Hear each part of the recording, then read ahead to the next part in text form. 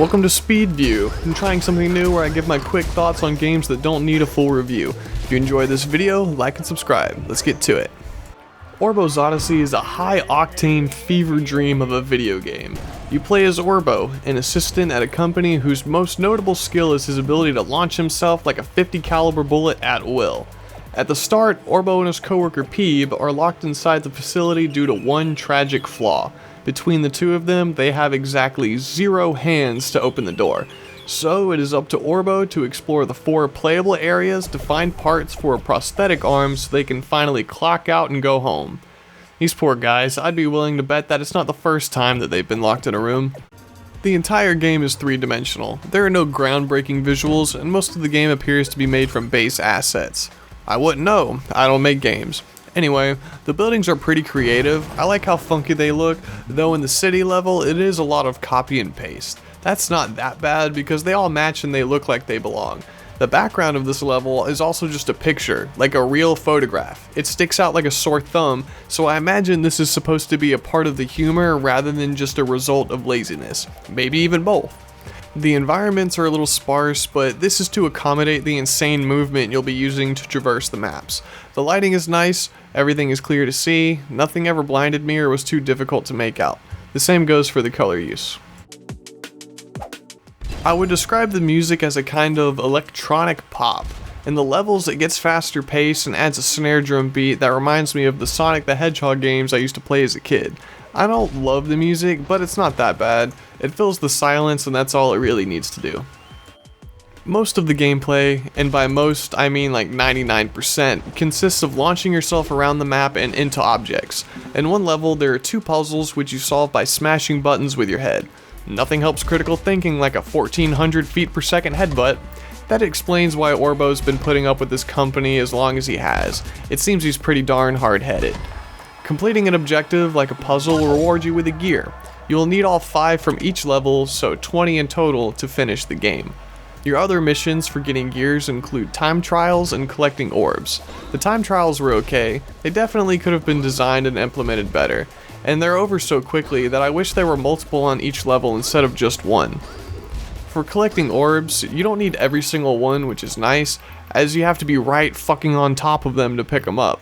It would be a huge quality of life improvement to have a slightly larger pickup radius or a magnetic effect to pick up the ones that you walk near. It wasn't a lot, but I still don't want to think about all the time that I've wasted running around picking up these little orbs. The collectathon was not fun for me at all. It could be removed entirely and it would take nothing away from the game. There's not much story here, but the dialogue you have with characters like Peeb are pretty funny and they add to the comedic adventure. I think it's a nice balance of written and visual gags, so good job on not beating any dead horses. The story goes a little something like this. Orbo has worked at this company for an undisclosed amount of time, and today as he and Peeb try to leave, they find themselves trapped behind an unlocked door. It might as well be locked if you have no hands. Anyway, as you explore the different areas, Peeb will provide some lore behind the company. Short story long, the company does a lot of questionable things, and Peeb knows everything about every process.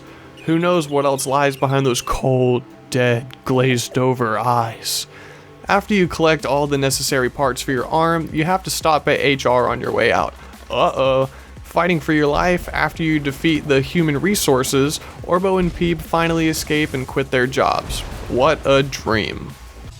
This game is fun for what it is, I just wouldn't want to pay the full price. It's probably not worth playing after this review, but if you still want to, I would watch out for a sale. I purchased this game on its release week while it had a promotional discount. After playing, I'm glad I did get it at a discount. Personally, I like to get an hour of gameplay for every dollar I spend, and this did not hold up for this game.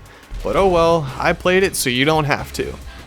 The majority of the game is carried by its surrealist humor. It's like someone mixed mushrooms and meth, but hey, who am I to judge what people put in their body? The humor got those few nose exhales from me.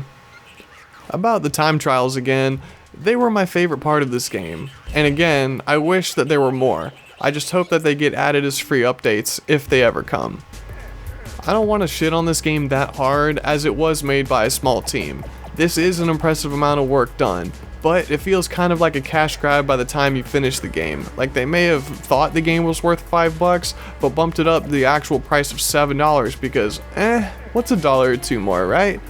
Maybe they thought the consumers would think the same, not to mention the promotional discount to assist in getting in the good reviews early on.